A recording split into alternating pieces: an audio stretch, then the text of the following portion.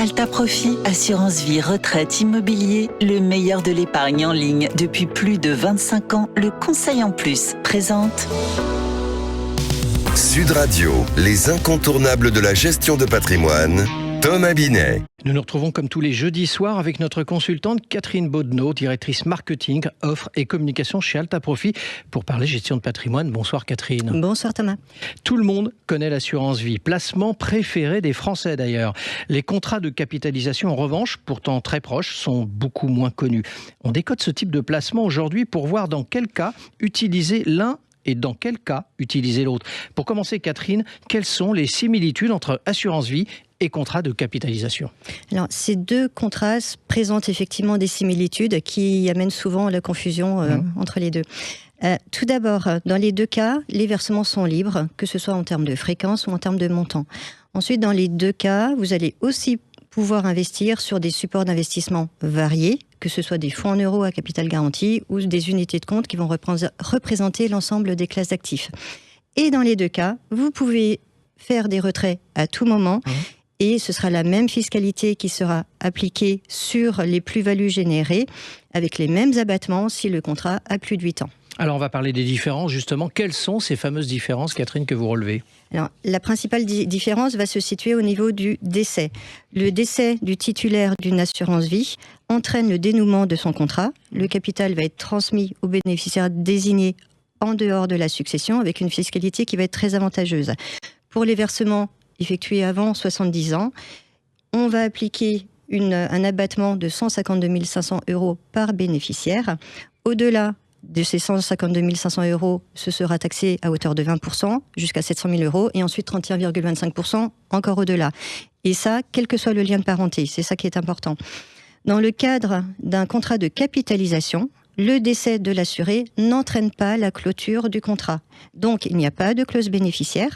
Le contrat va intégrer l'actif successoral et c'est la valeur totale du contrat qui va être prise en compte pour le calcul des droits de succession. Et là, on va appliquer les abattements classiques des successions.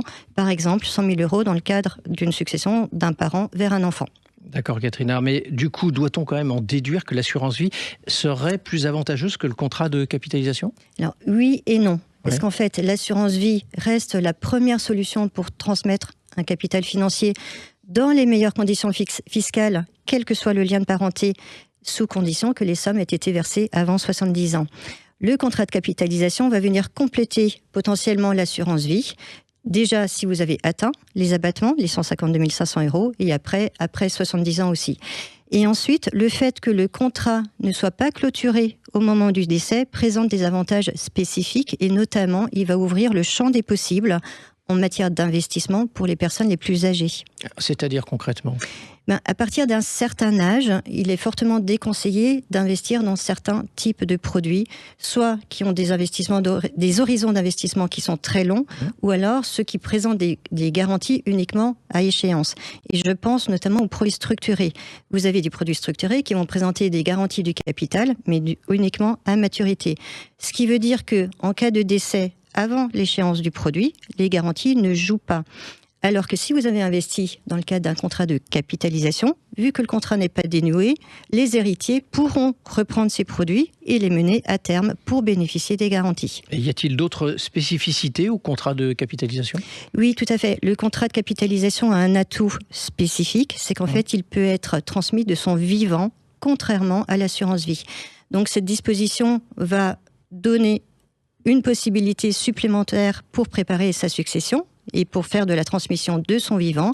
Et dans ce cas, on va appliquer tous les abattements des donations qui se renouvellent tous les 15 ans. Ensuite, la donation peut être faite en démembrement de propriété avec réserve d'usufruit. Et donc, c'est autant de possibilités pour mettre en place une vraie stratégie de transmission. Ensuite, ce qu'il faut savoir, c'est que ce soit en cas de donation, donc de son vivant, ou au moment de la transmission, au moment du décès, c'est l'antériorité fiscale du contrat depuis la souscription qui va être conservé. Donc ça veut dire que ceux qui vont recevoir le contrat vont pouvoir bénéficier d'une enveloppe fiscale déjà constituée et faire des rachats avec l'avantage du contrat de plus de 8 ans s'il a déjà plus de 8 ans. Alors, en vous écoutant, Catherine, j'ai le sentiment qu'assurance vie et contrat de capitalisation sont finalement complémentaires. J'ai raison ou tort ? Oui, tout à fait. En fait, le contrat de capitalisation a des atouts qui lui sont vraiment propres et qui viennent vraiment compléter une stratégie de transmission. Et comme souvent, ça a été étudié au cas par cas. Merci Catherine. Et on vous retrouve jeudi prochain pour un autre numéro d'Oser Investir, les incontournables de gestion patrimoine. Et pour ce qui me concerne, je vous retrouve dimanche matin à 9h25 dans la matinale week-end. Sud Radio, les incontournables de la gestion de patrimoine. Thomas Binet. Avec Alta Profit, assurance vie, retraite, immobilier, le meilleur de l'épargne en ligne depuis plus de 25 ans, le conseil en plus.